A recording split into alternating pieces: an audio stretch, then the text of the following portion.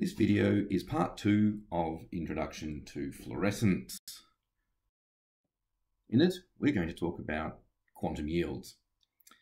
Here are the learning objectives. Again, you might want to come back to these at the end of the video. First of all, what is fluorescence quantum yield?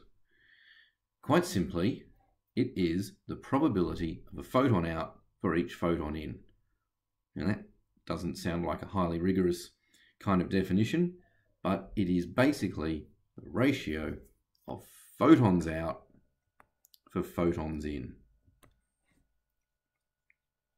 It's the total number of photons emitted divided by the total number of photons absorbed. We use the Greek letter phi to represent quantum yield. It can take values from 0 through to 1. So for example, if you get 1 photon out for every 2 photons that are absorbed, so you excite 2 molecules, one of them decays radiatively, one of them decays non-radiatively, you have a quantum yield of 0.5.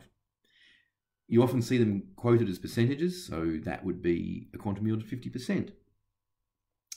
Now, the area under a molecule's emission spectrum is proportional to its quantum yield.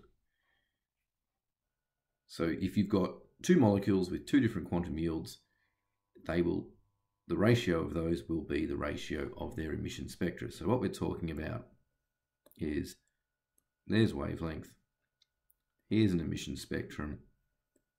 That area is proportional to quantum yield. That's the amount of light out. Here's some molecules with high quantum yield of fluorescence. What do you notice about them? They've got a few similarities. Lots of conjugation.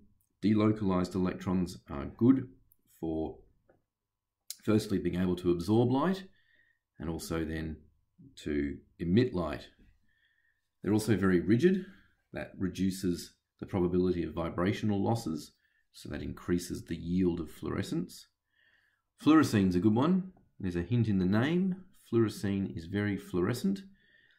Rhodamine 6G, that's the molecule in the little demonstration at the start of the first lecture. And quinine, that's the compound that makes tonic water fluoresce. And perylene diamide has a quantum yield pretty close to 1. Let's call it 0.99 or so. So some factors affecting fluorescence. So as mentioned, primarily structure. Lots of aromatic groups, multi-ring compounds, polycyclic aromatic hydrocarbons are very good at giving fluorescence. If you've got halogen or carboxyl substitution, that can inhibit fluorescence. These will reduce the probability of radiative emission. So here's an example of how rigidity can affect fluorescence quantum yield. Fluorine, another well-named compound, very fluorescent, pretty much as far as we can tell. It has a fluorescence yield of 1. Every photon in leads to a photon out. And it's very rigid. 2 phenyl rings connected by a series of bonds. Whereas if you take these bonds away, these ones here, so that you've got just the 2 phenyl rings connected by a single bond, which of course you can get a lot of rotation and vibration, the quantum yield is a lot lower. Bisphenyl is only 0.2. You can use rigidity to your advantage, and a really good application of this is in sensing cations by fluorescence.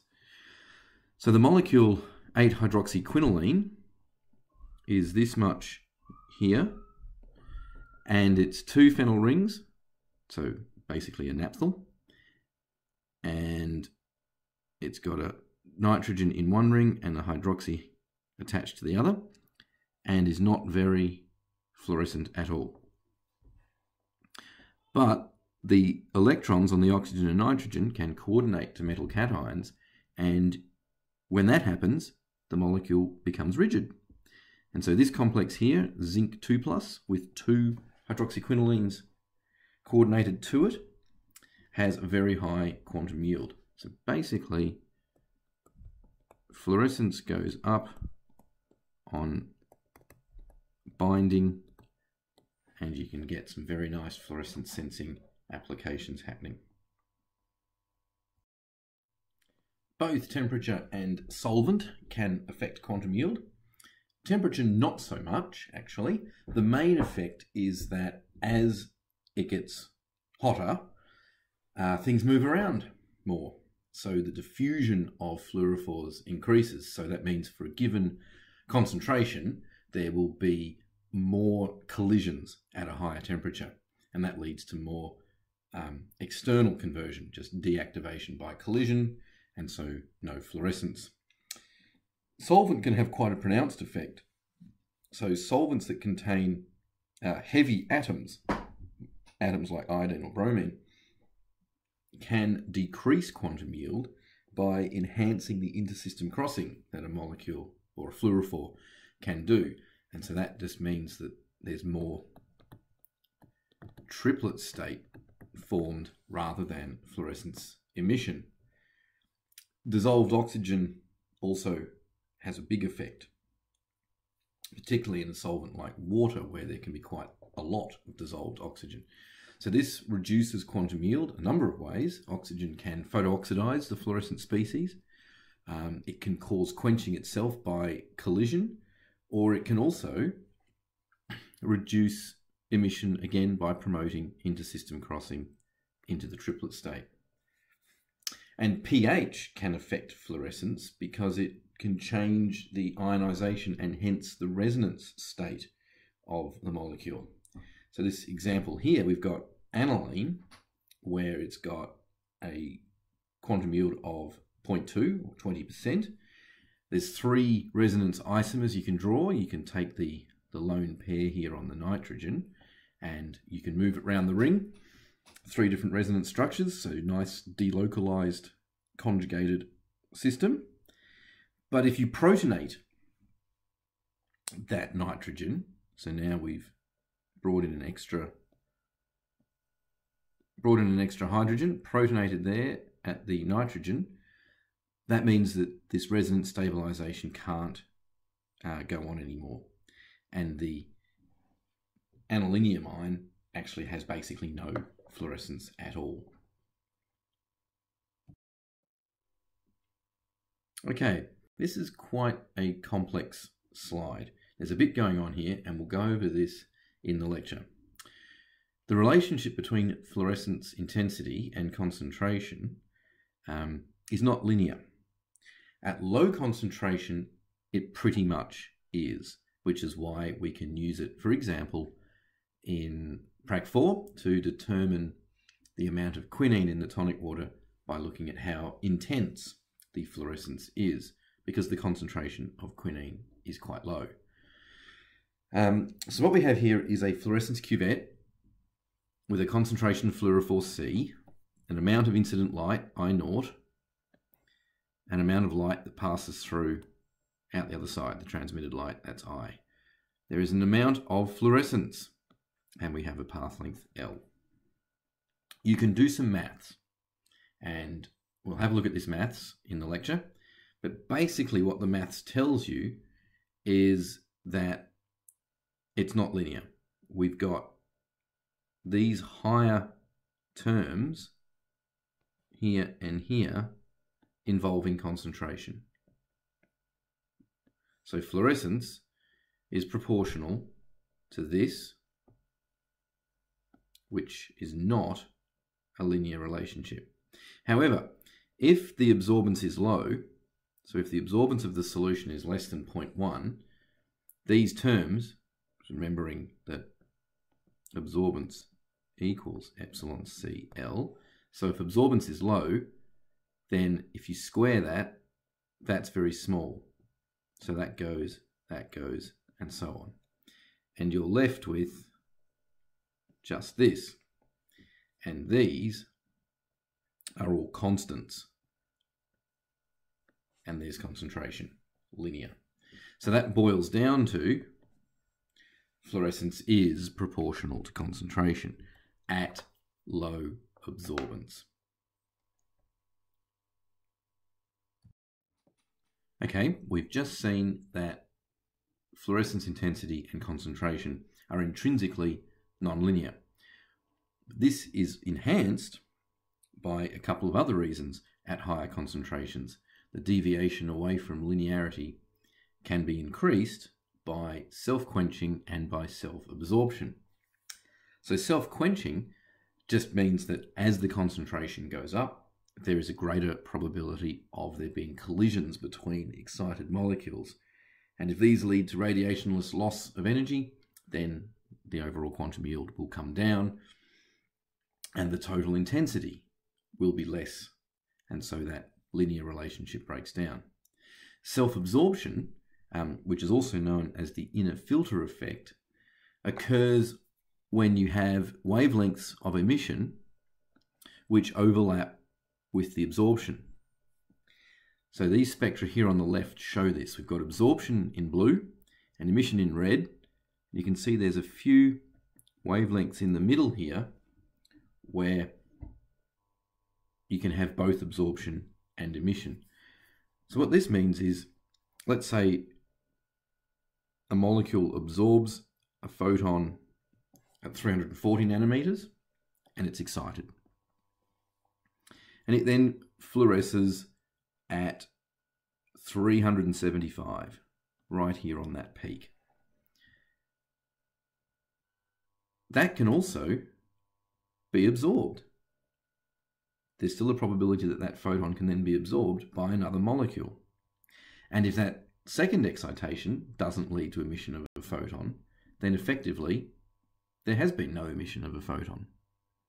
And so the overall intensity is down. And of course this effect increases as concentration goes up, because there is a greater chance that a fluoresced photon is reabsorbed before it escapes the sample. So you can see this over here on the right. We have a fluorescent enzyme, NADH, and just looking at the intensity as a function of concentration, there is a nice linear range for a couple of orders of magnitude.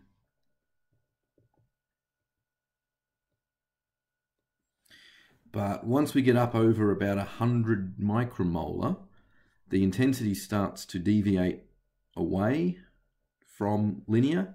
And in fact, if you go too high into the millimolar range, the intensity actually starts to drop with further concentration.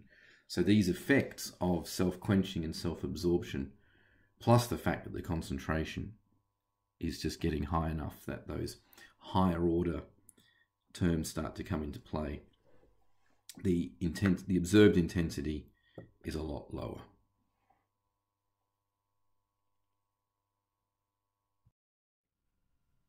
Okay, so how do we measure the quantum yield of fluorescence for a compound? Remember from the start of the video, definition of fluorescence quantum yield, photons out over photons in, and that the ratio of quantum yields is given by the ratio of areas under emission spectra for the compounds. So the way to do it, the simplest way to do it, is to measure against a reference standard of known quantum yield. Now there's a little bit of chicken and egg going on here, because how did the first quantum yield standard get established? Well, you can measure quantum yields a hard way, an absolute way if you like, where you use a device called an integrating sphere to determine the total number of photons emitted, and another device called an actinometer to determine the total number of photons absorbed. So the total number of photons emitted by a lamp, which is then the photons absorbed by the compound. But the relative way is much more convenient, and the only catch is you just have to be very careful and use absolutely identical conditions. So that means once the fluorimeter has been set up with a given voltage and given slit widths and so on, that you don't change those during the course of the measurements. All else being equal, the ratio of the areas is the ratio of the quantum yields. So if you know one quantum yield, you can determine the other. So the example here on the right, we've got 3 spectra. You can just see quite easily by looking at the areas that the quantum yields of compounds 1 and compound 2 are going to be pretty similar. When you integrate those spectra, you'll get fairly similar numbers. Maybe the quantum yield of compound 1 will be slightly higher. But both 1 and 2 are going to have quantum yields a lot higher than compound 3. So, everything needs to be the same, but one thing you can change is you can use the reference in a different solvent. So, a quantum yield standard is usually established in a given solvent. Now, it may be that you want to determine the quantum yield of your compound of interest in a different solvent. This is something that can actually be corrected for. So this makes it very convenient. So, how do you do that? You just need to know the refractive index of the solvent. Now, refractive index is a number which measures the speed of light in that medium compared to vacuum. So the refractive index is simply the ratio of the speed of light in vacuum divided by the speed of light in the medium. So it'll be greater than 1. Even air is greater than 1. There it is down there. It's 1.0003. So light gets slowed down just ever so little in air. And you just multiply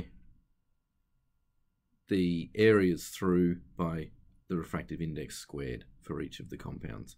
So you can see there we've extended the equation. The ratio of quantum yields equals the ratio of areas times the ratio of the squares of the refractive index. And finally, the last thing that needs to be taken into account is the photons in. So the areas deals with photons out, but it's the absorption that deals with photons in. Now, you can be very careful and painstaking and work with solutions that have exactly the same absorption. But if you can't quite get them to be exactly the same, then you can correct for a small difference.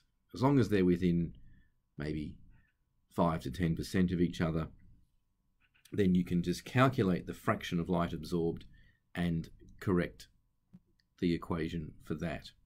So the little cuvette here, we've got the incident light I0, the transmitted light I. We know that the absorbance is defined by negative log 10 of I on I0. We can also define the fraction of light absorbed. So the light absorbed, of course, is the difference between the incident and the transmitted. And if you divide that by the total incident, you have the fraction of light absorbed. So that's the I0 minus I, all divided by I0. Now you can rewrite that as 1 minus I on I0. You can see where this is going. If you put the negative in the absorbance equation out the front of absorbance and raise it to the power 10, you get rid of the log term and you have an I on I0 term. And then you just sub in, and the fraction of light absorbed is given by the expression 1 minus 10 to the negative absorbance. And those terms go in to the equation as shown below. Now the thing to note here is that the absorbance values go in the other way around. So we've got the absorbance of compound 2 on top and the absorbance of compound 1 on the bottom. And that's because they deal with the other side of the ratio, the photons inside, not the photons out side of the equation. So finally, some good reference compounds. The compounds we met before. These compounds with high quantum yield are good. Parylene diamide, rhodamine 6G. But if you're working with an unknown that's not very fluorescent, so it's going to have a low quantum yield, you're just trying to determine exactly what, these may not be the best reference compounds to use, and you should use a reference compound which itself has a low quantum yield. Zinc porphyrin is a good compound with a low quantum yield. And I actually used zinc porphyrin as a quantum yield standard many years ago to determine the quantum yield of fullerene. So that's the carbon-60 molecule, a little soccer ball of carbon, and it's actually fluorescent, very, very weakly fluorescent, and it's out in the red, and zinc porphyrin emits out in the red. So using zinc porphyrin as a standard, I was able to determine that fullerene had a fluorescence quantum yield of about 0.003. So there you have it. That's how you determine a quantum yield. It has to be said, though, to be really thorough, best to measure using two different standards. Hopefully you don't get wildly different numbers, and to work at a couple of different concentrations. So generally you want low concentrations, absorbance below 0.1. So maybe you'd have one sample at 0.08, another sample at 0.05, and hopefully, again, you get the same numbers.